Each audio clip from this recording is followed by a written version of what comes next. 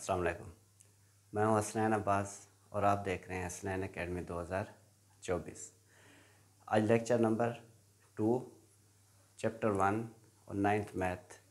तो जो कल के लेक्चर में एक क्वेश्चन रह गया था, एक्सरसाइज 1.1 का क्वेश्चन नंबर 3। सबसे पहले उसको हम सॉल्व करेंगे, उससे आगे फिर हम पढ़ेंगे टाइप्स ऑफ मैट्रिक्स। तो सबसे पहले हम सॉल्व करते हैं रिमेनिंग क्वेश्चन को। Exercise 1.1 question number 3। हमें दिए गए हैं दो मैट्रिक्स। एक है a plus c, a plus 2b, c minus 1, 4d minus 6। ये मैट्रिक्स इज इक्वल टू 0, -7, 3 और 2d। ये दो मैट्रिक्स हैं। इसमें हमने वैल्यू फाइंड करनी है किसकी? ए की, बी, सी और डी। सबसे पहले तो ये चीज़ है कि अगर इस तरह का क्वेश्चन हो तो दो मैट्रिक्स हैं तो वो ये जहन में रखें कि ये दोनों इक्वल होने चाहिए। अगर इक्वल नहीं है, यहाँ पे नॉट इक्वल का सिंबल है, तो फिर हम इन दोनों को मिला के हम उसकी वैल्यूज़ जो हमें कही गई हैं वो हम नहीं फाइंड कर सकेंगे। तो सबसे पहले स्टेप में जो ऑलरेडी हम पढ़ चुके हैं, अगर दो मैट्रिक्स इक्वल हैं तो उनकी करस्पॉन्डिंग वैल्यू क्या होगी? इक्वल होगी।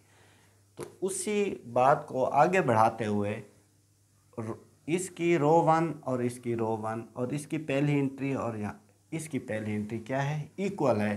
तो हम कह सकते हैं a plus c is equal to 0, a plus 2b, a plus 2b is equal to -7। Next c minus 1, c minus 1 is equal to, c minus 1 is equal to 3।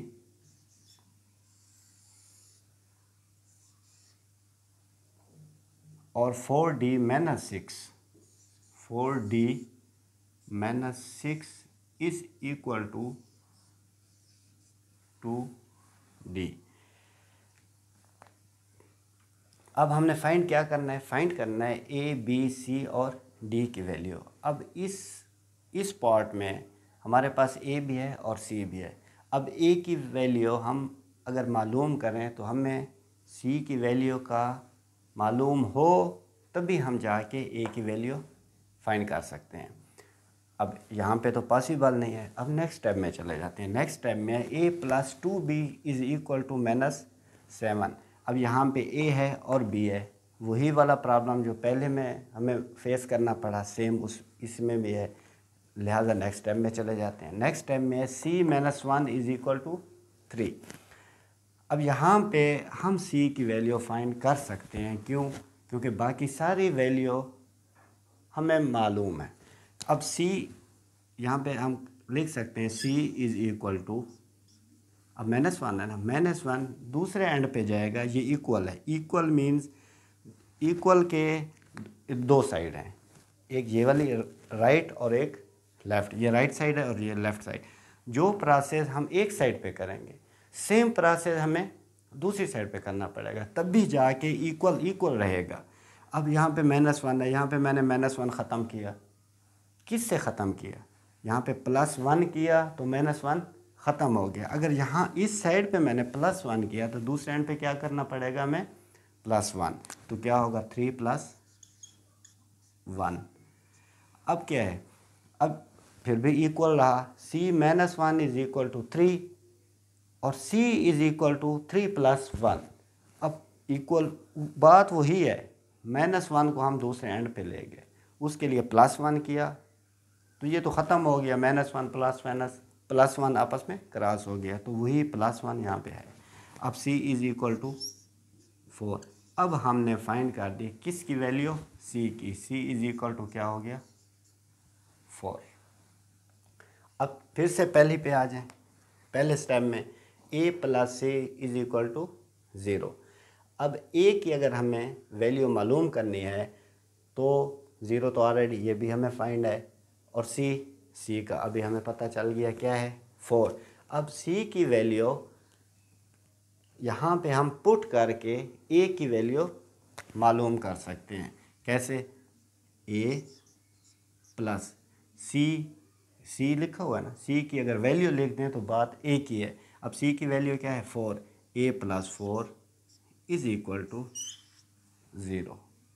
Next step में अब हमने a की find करनी है तो +4 ख़त्म करना पड़ेगा, तो उसके लिए क्या है, यहाँ पे -4 करेंगे और दूसरे एंड पे भी -4 करेंगे, तो ये रहा a की value, a is equal to -4।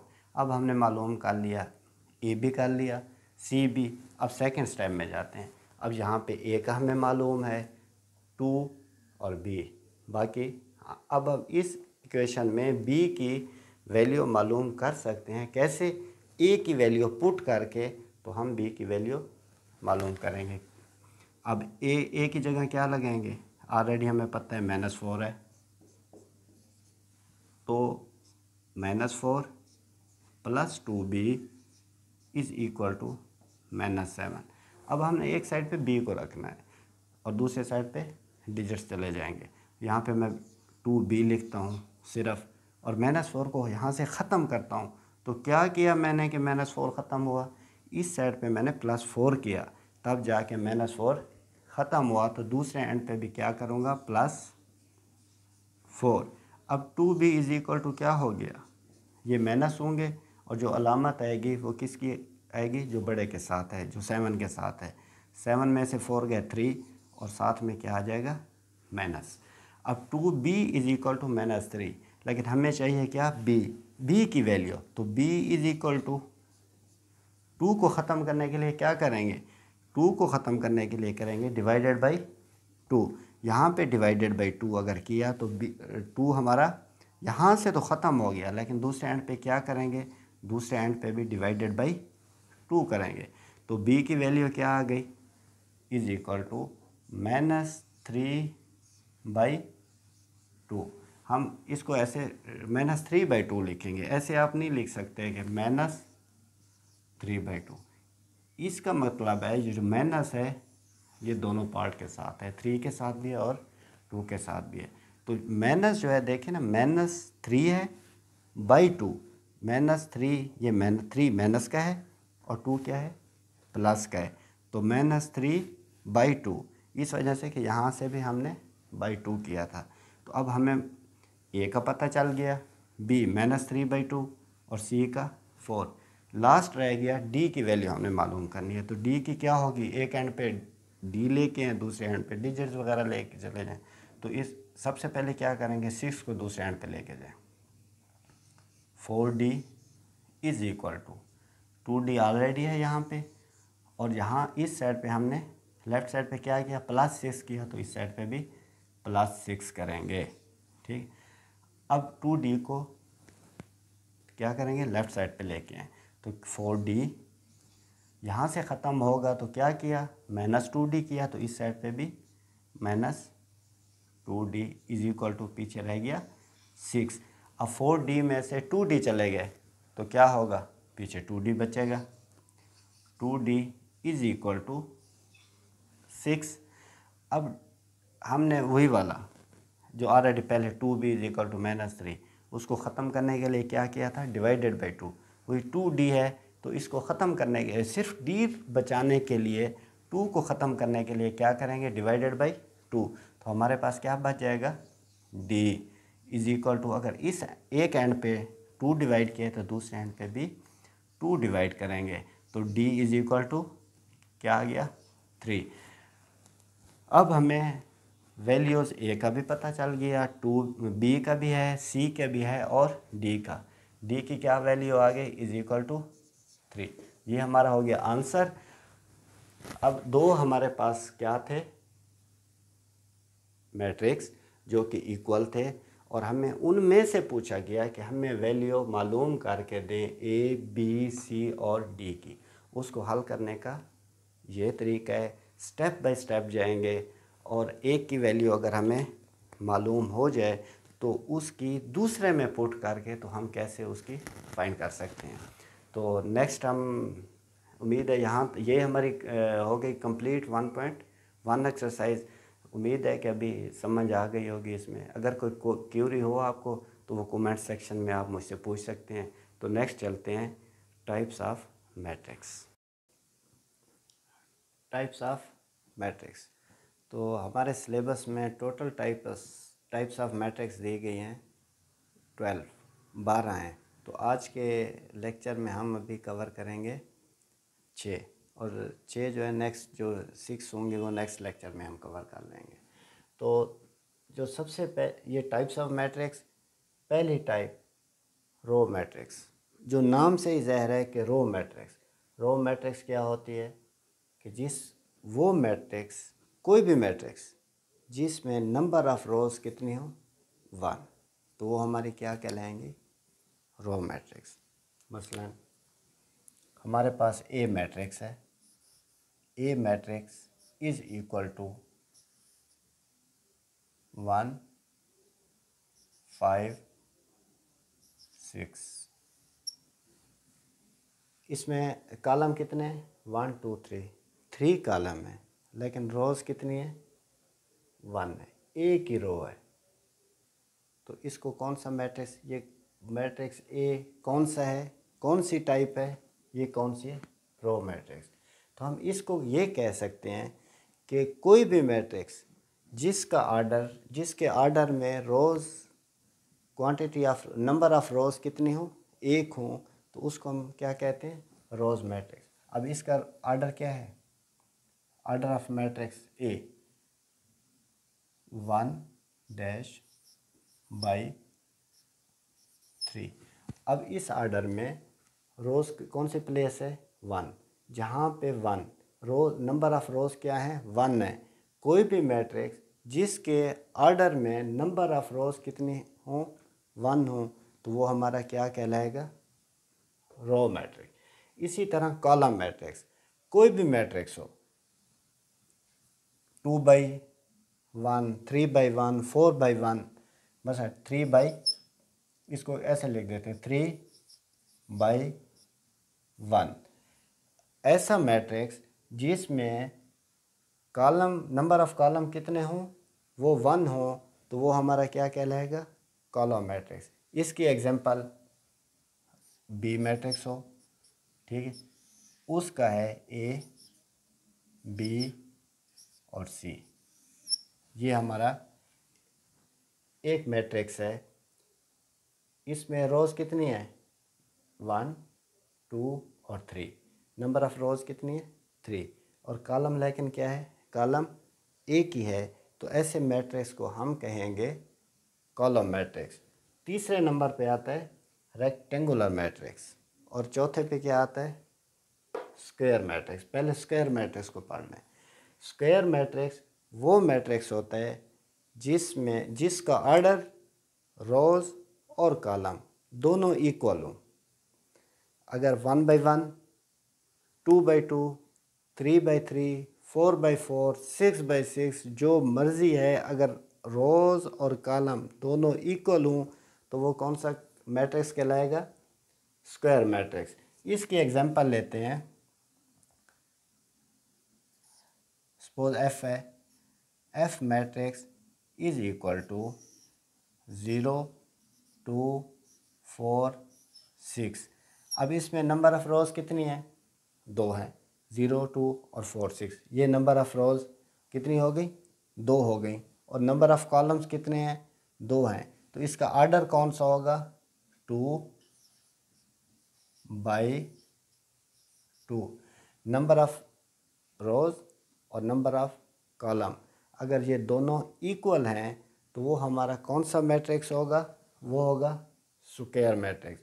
और जो स्क्वायर मैट्रिक्स नहीं है वो कौन सा होगा, वो होगा रेक्टेंगुलर मैट्रिक्स। जिनका आर्डर इक्वल नहीं है, रोज़ और कॉलम दोनों इक्वल नहीं है, चाहे कोई भी हो, तो वो हमारा कौन सा होगा, रेक्टेंगुलर।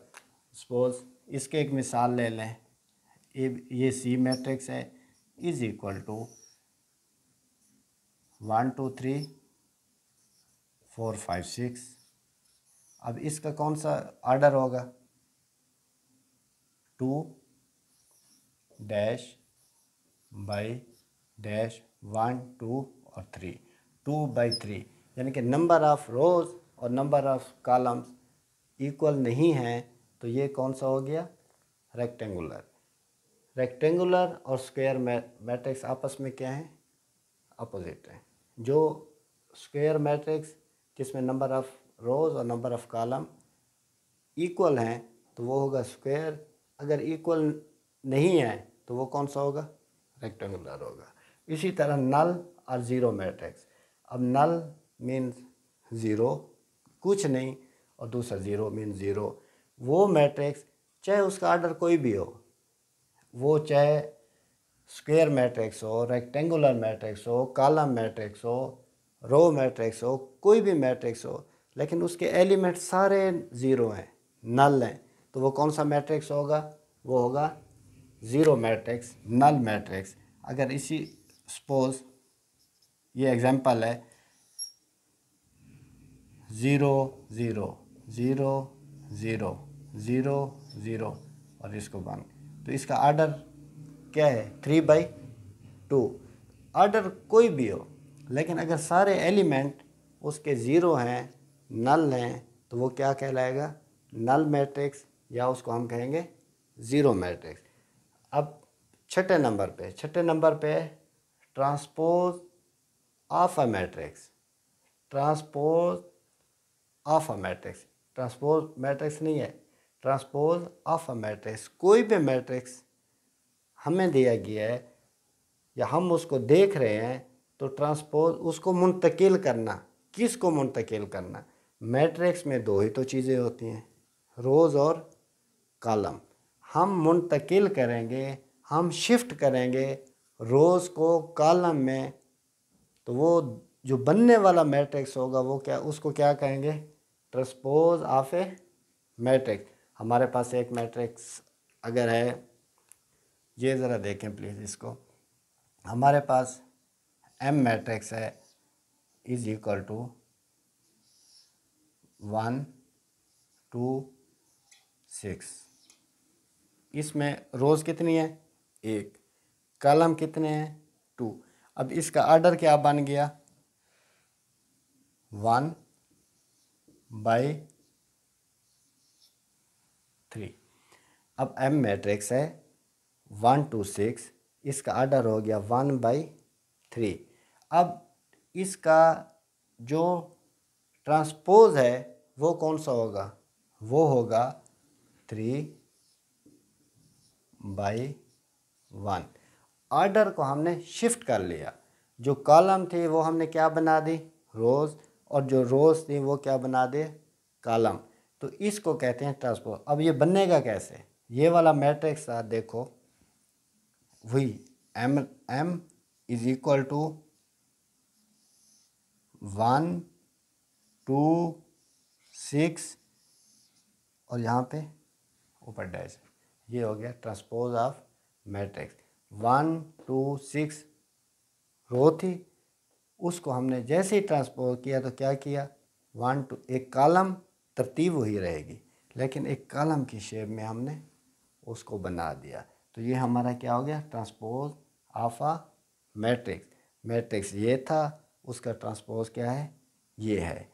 ऑर्डर पहले ये था, उसको हमने चेंज किया, 1/3 को 3/1 कर दिया, तो ये उसका क्या हो गया? मैट्रिक्स ये है। इस मैट्रिक्स का ट्रांसपोज कौन सा होगा? ये वाला हो जाएगा।